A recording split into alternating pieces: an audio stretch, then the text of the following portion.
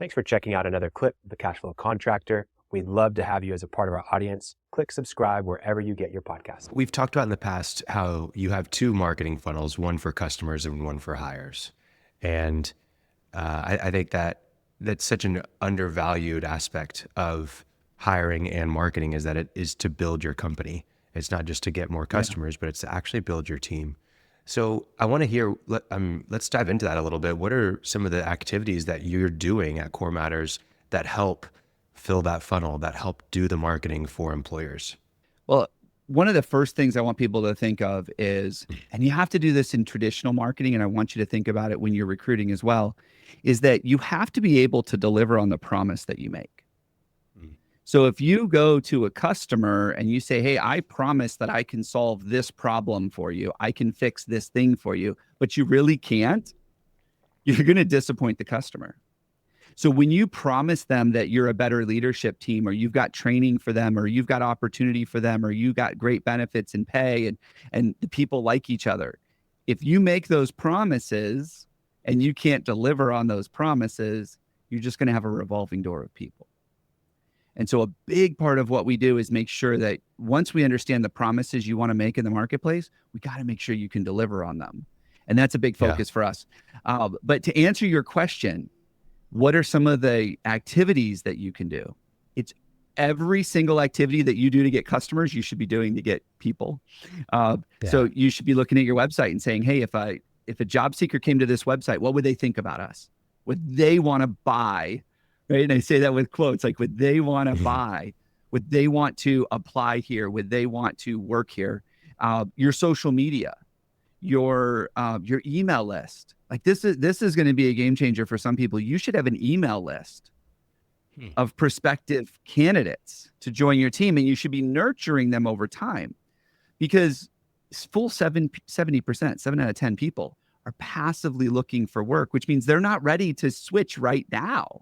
But maybe they will in 6 months. Maybe they will in a year. And if you don't have a nurture campaign set up with a group of people, when they are ready to switch, when they are ready to start looking for another job, if you're not top of mind, they're going to go to Indeed and they're going to go with the highest bidder and pray that it's better than where they're at today. So if you are working with a marketing team, or you're doing your own marketing and you're doing it for customers, think, how do I shift the messaging and the targeting to get in front of the candidates that we need? Yeah. And I think a lot of people are only hiring when there's a need inside of the role, that maybe someone left or retired or whatever's going on. We're growing, we need more people. If you're taking that approach and you've got essentially a marketing funnel for hires, are you always leaving jobs open? And are you just always accepting applications? What's the best practice there? I would. We call it building a bench. Yeah. The last thing you want to do is be in a position where someone quits today, or someone gets sick today, or someone retires and you were like, oh, I was hoping they really wouldn't retire. And then it happens and now you're left holding it. And you're like, now I got to start from scratch. It's really hard to get a marketing funnel started. But once it's going and it's working, it's a lot easier to keep it going. So yeah, there are certain positions that you should always be recruiting for, because you're always recruiting for them. I mean, your field techs, your CSRs, anybody that you need to hire more people when there's growth inside the company, those positions you should always be recruiting for. It doesn't mean you're always spending money on Indeed or you're always doing those kinds of things. But when someone comes to your website, they should know that there's an opportunity for them at your company at some time in the future.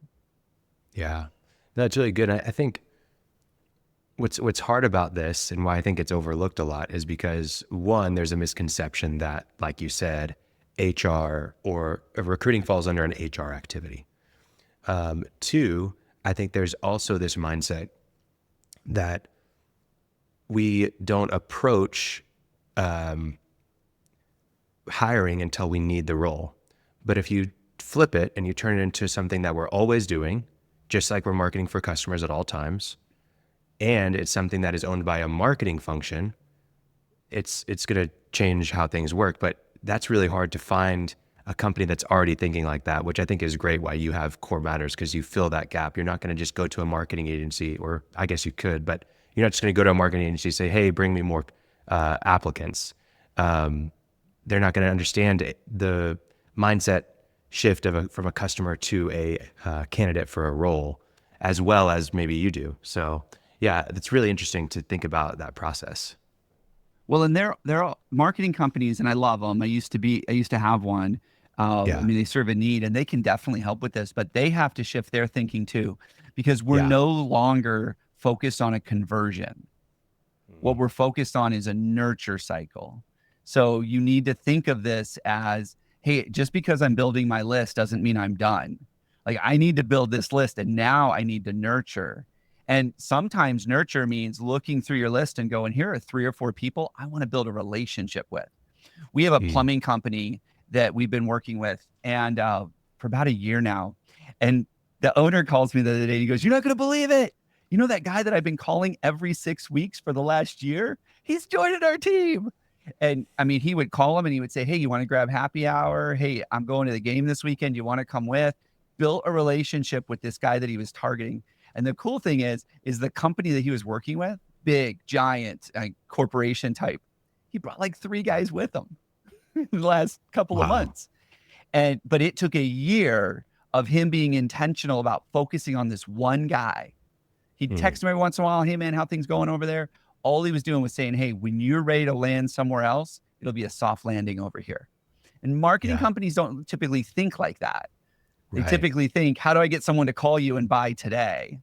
And so it's a shift. It's a much longer cycle. But I will tell you, when you put these things in place, it's going to be a couple years, but in a couple years, you'll never have to worry about hiring again.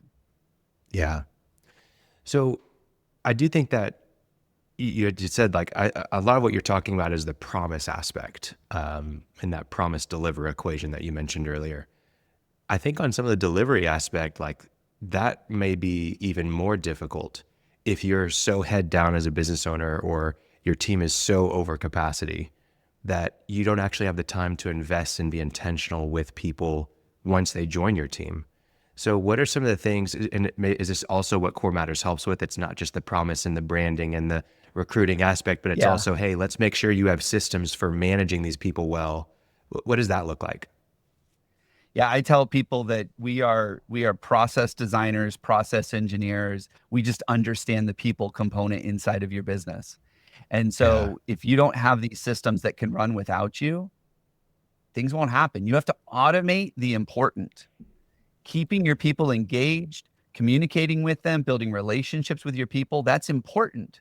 So how do you build systems that will either create tasks for you, create reminders for you, or just build it into your day? And something as simple as a 3-minute touch point a week, where you just ask them a couple of simple questions. And then all of a sudden, over time, you're building those relationships. I mean, who doesn't have 3 minutes? Right. And you ask 3 simple questions. You know, what's working? What's not working? How you feeling? Simple questions. Yeah.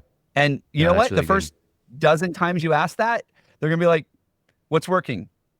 Everything. What's not working? Nothing. How you feeling? I'm good. And you know what? Just leave it. And your 3 minutes turned into 3 seconds. And then over time, they'll start sharing more with you. The more they trust you, the more that they understand that you're asking these questions because you genuinely care. Simple thing like those 3 simple questions. I mean, it can change everything when it comes to recruiting. Because what do we do, retention? What do we do normally? No news is good news. I haven't heard from the boss in the last 6 months. That must mean I'm doing great. That's the mindset we have in the trades. That's the mindset we have. I haven't heard from the boss, so I must be doing good. Because the only time I hear from the boss is when the boss is mad. Right. And we need to shift that and change that. And all of a sudden, people are like, I hear from my boss every week, whether he's mad or not. Like, that's different. I don't want to leave that for a place where I only hear from the boss when he's mad. Yeah. No, you have to have those rhythms, because I think a lot of people just leave it up to a trigger, meaning something bad happens, like you said, and so now I give feedback, versus like having a rhythm or a habit or a routine, whatever you want to call it, where, hey, on Tuesdays, I walk around and I talk to the guys on the job site, or I before they leave the shop, I'm joining their morning huddle or whatever it is, so that you're making yourself a little bit more known, not based on whether things are good or bad or a circumstance, but no, I'm always here. Yeah. So that's good. Thanks for checking out a clip from the Cashflow Contractor. We have full episodes where we go deep